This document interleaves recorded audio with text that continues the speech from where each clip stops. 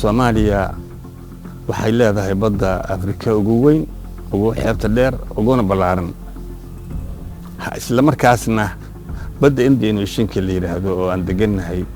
meesha ugu khayraadka badan weeye Soomaaliya.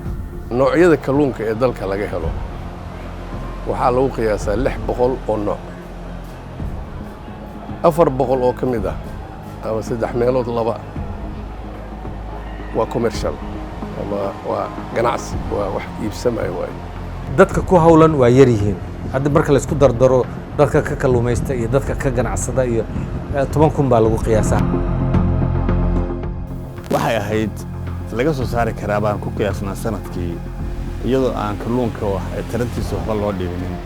300,000 ilaa 500,000 oo metrik tan. halka aan isleenahay halka haddaan ugu badanno 100,000 oo tan soo saartan sanadkii. kalluunka muhiimka ah noo ah anaga Soomaalida oo badeeda caanka ay ku tahay oo qiimaha badan ama lacagta badan dalku ka heli lahaa waa kalluunka la yiraahdo tuunada. tuunadaas waa malay guuro waaye oo haddii adiga aad qabsato iyo haddii aadan qabsanin buu ku dhaafaya. laakiin anaga waxaan uga duwanahay adduunyada kale oo nala wadaagta. hadda intuu maraa Kenya maraa, Tanzania maraa, South Africa u tagayaa, halkaas ka soo leexanaya Seychelles iyo jasiiradahan uu soo maraya, waa gudbaya India u tagayaa, halkaas ka soo wareegaya jidkii round waa hal wado ku socda oo wareega saasada wareegis. meesha uu dego uu ku nasto uu muddo joogo uu ku qaan gaaro uu kadib ka tago Soomaaliya ku taala. kalluunkaas guurguuray wadamada qaarkood 2 bilood 3 bilood ay u joogaan. kan ugu badan oo yani nagu xiga anaga ugu badan muddadu joogay badeena waxaa loo qiyaasaa 6 bilood wadanka Seychelles oo kale bacdaba uu jasiirad yahay. laakiin Soomaaliya waa waqtiga ugu badan Soomaaliya ayuu joogaa kalluunkaas waa 8 bil oo kaamil ah ayaan ka faa'iideysan karnaa. marka bacdama uu meel fog xeebaha uu marayo xoogiisa doonyo waaweyn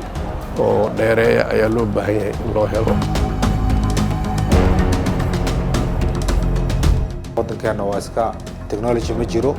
lagu soo qabto marka fiila wax lagu qabtaa. laakiin fiiladaas waxay keenaysaa qofka inuu waxaan siinaa baraf boqosiyay ku qaataan. fiilada markay ku soo qabtaan iyagoo barafkaas ay geliyaan si quality-giisa loo ilaaliyo. mar labaad ayaa hadana markay keenaan warshada irideeda lagu control. xabadii aan hubsano kalluun ay nadiif tahay standard tahay ayaan qaadanaa, taasaan dib processing ugu sameynaa. warshadaan marka waxa weeye waxay process garaysaa malayga noocyadiisa, argoosatada, farmagoda, autoboska. hadda waxaan soo saarnaa labada nooc 95 gram xaaba iyo 185 gram labada waa soo saarnaa. waxa aad iyo aad loogu liibto oo aanan lahayn kaabayaasha dhaqaalaha oo ay ka mid yihiin wadooyinkii, oo ay ka mid yihiin qaboojiyaashii, oo ay ka mid yihiin dekedihii. baabuura wuxuu ka soo baxayaa malay ka soo qaadaya ceel dheer ama ciga meel la yiraahdo. la soo barafiyay kalluunka marka hore si fiican loo soo qabtay, baraf badda loo keenay, baraf kale baa la soo geliyay box robalka wuxuu wadaa hal tan ah. waa dareemi kartaa dhulkaas waa dhul bacaad oo xeeb ah oo baabuurku uu socon karin oo waqti dheer ku qaadanaysa inuu soo socdo. waqtigaas dheer kuleylkii ku dhacaya wadadii maaragtay isbaarooyin iyo jagmoontiyo badan ay yaalaan oo meel walba lagu haysanayo saacad ama 2 saacadood lacag laga rabo. waxaas marka lagu daro waxaa laga yaabaa markii la soo qabtay markuu warshada soo gaaro in 24 saacadood ay gaarto. taas lafteeda culays fara badan waxay ku haysaa quality-gii malayga imaan lahaa ay ku haysaa. kalluunka markuu xitaa dhinaca badda aad ku soo qaado oo aad tiraahdo doomaha la soo saaro iyagaa ka fiican dhulka in la soo maro ka hawl yar, laakiin iyagana meel ay ku soo xirtaan Ilaahay caqabadaas ayadana haysata. kalluumaysatada Soomaaliya way dadaalayaan inta tabartooda ah, laakiin awood dhaqaale iyo awood qalabkii wax lagu soo saar lahaa ayaa maqan. dadkaas aad iyo aad baan ugu mahadcelinaynaa. waanu ognahay nafurna bay sameeyeen, geesinimo bay sameeyeen. Somali Seafood Export Association la yiraahdo ayaa sameynay si aan maaragtay caqabadahaas wixii aan ka qaban karnaa aan uga qabanno. waxaa ka mid ah canshuurta kaleeto oo halkii tan lagu soo rogay $2,000 oo muddo ka dagaalamaynay ugu dambeystii $200 ayay gaarsiiyeen ilaa 35 company oo wax dhoofisa Soomaaliya oo dhan ka kooban Berbera ilaa Kismaayo ayaa qayb xubno ka ah. suuqyadaas ay ka faa'iideysteen waxaa ka mid ah suuqa Ethiopia suuq ballaaran uu yahay 120 milyan oo dadna ay degan yihiin. suuqa hadda la hubo oo la isku halayn karo oo Soomaalida u dhoofinaysa 30 sano u dambeeyay waxay ahayd Imaaraadka Carabta iyagana caqabado fara badan aan kala kulannay runtii alaabta waa si sahal ah ku gashaa aad Soomaalida uma dhibaan laakiin markii gudaha la geeyo waxaan ku qasbanaa alaabta in dib loo kambaniga markuu la baxo oo geysta xaruntiisa inay fanishaan oo baaritaan dib ugu sameeyaan oo alaabtii la kala saaro oo la gediyo kartoomadii wixii ku jirtay laga baneeyo dib loo kala saaro waxa dhici karta 5% 10% 15 mararka qaarkood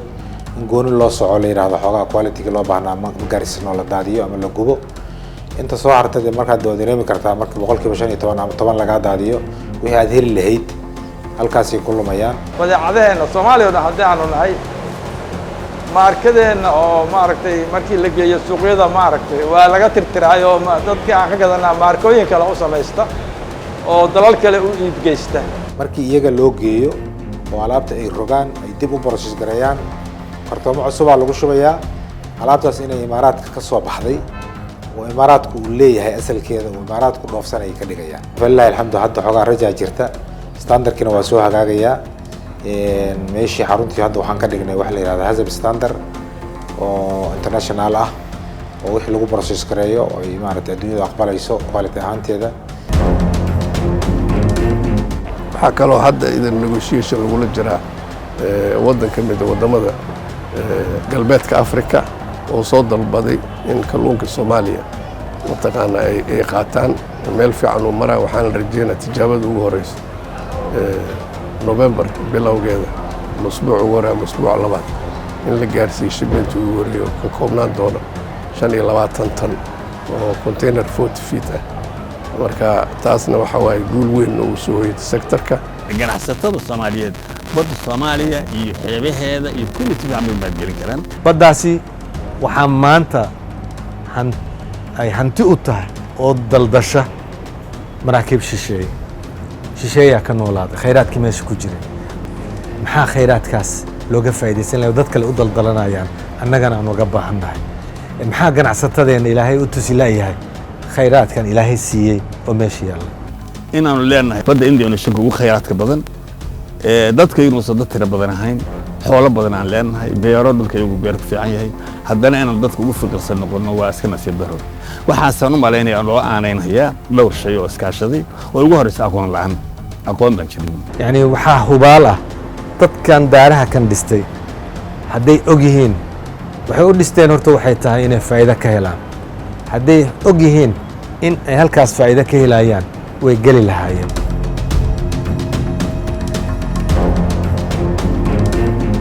sektorka sektor aad u cajiib ah waa ka duwan yahay sektorada kale